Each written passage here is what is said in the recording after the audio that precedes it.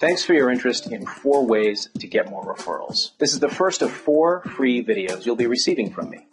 I'm David Ackert, and every day I work with attorneys, accountants, financial service professionals, and consultants from national firms, boutiques, or one-on-one, teaching them how to get more clients.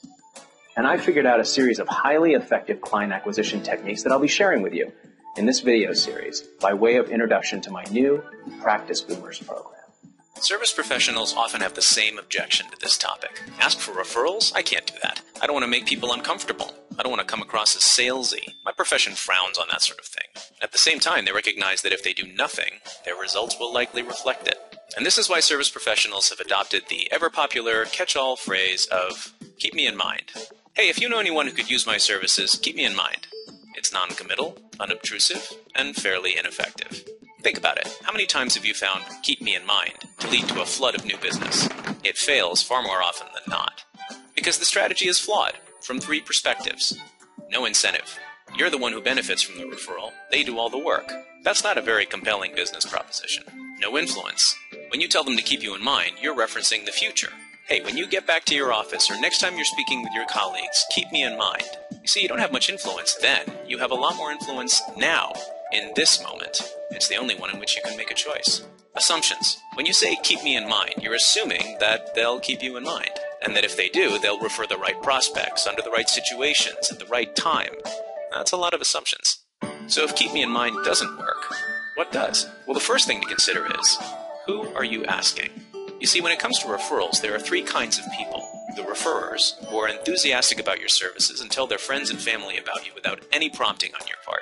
The non-referrers, these folks will never refer even if their neighbor's house is on fire and you're the only firefighter in the state. We're not going to focus on them. It's not a good use of your time. In the middle, there's the largest group, the potential referrers. These are the people you imagine might refer. Where you want to focus your energy is on the referrers and the potential referrers. These are the ideal candidates to ask for a referral. So first, pick someone with whom you have a good relationship, for whom you've done a great job recently, someone from whom you've earned the right to ask for a referral. Second, pick the right forum. Face-to-face is best if possible, someplace where you can relax so that they can do the same. If you're not relaxed, they'll pick up on it, and the whole process will be more difficult for you. Third, pick the approach. There's no one approach that works for everyone, so choose something that fits the client.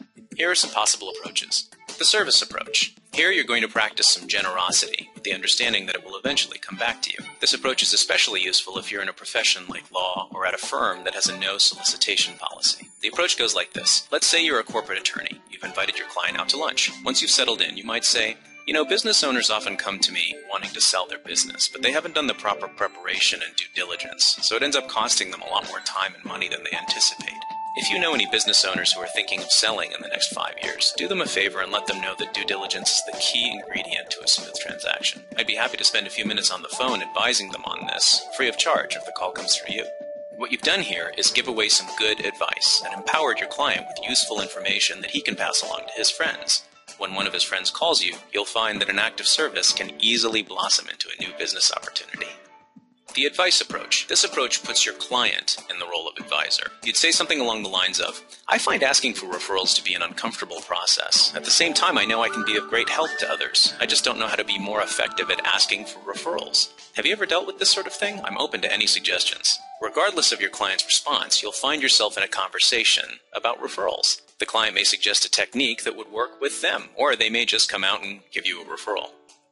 With the permission approach, you ask for the green light before you broach the topic of referrals at all. Once your client gives you permission, you have a lot more freedom to ask the questions that will identify prospective clients for you. The dialogue goes something like this. You'd say, I'd like to find out if there are any people you know whom I could help in the same way that I've helped you. Would you be open to talking about referrals with me? If they say yes, follow up with specific descriptions of the kind of person you're looking for. That's great, thanks. So, do you know anyone who is a decision maker at a mid-sized company? Stay away from language like, do you know anyone like yourself? It's too hard to answer. The appreciation approach. I wanted to take you out to lunch today and let you know how much I appreciate working with you.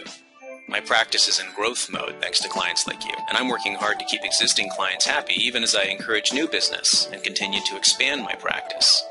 This opens the door to a conversation about referrals, but follow the client's lead. If they don't pursue the conversation further, let it go. Focus on your appreciation of them and in solidifying the relationship. That alone may incent the client to think about it later and get back to you with something. None of these approaches rely on manipulation or closing techniques. They encourage a dialogue that's ethical, authentic, and respectful. They give you an opportunity to be of service, ask permission, show appreciation. These qualities are a lot easier to work with than the alternatives. And don't worry about getting the words right.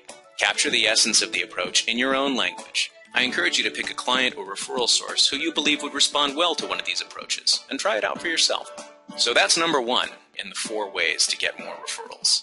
Pick the right person, the right forum, and the right approach, and ask for the referral. And now that you have multiple approaches, you'll never have to say, "keep me in mind," again. In the next video, I'm going to show you a technique I call laser prospecting. You're not going to want to miss this one. It'll show you how to get introduced to your next prospective client in just a matter of minutes.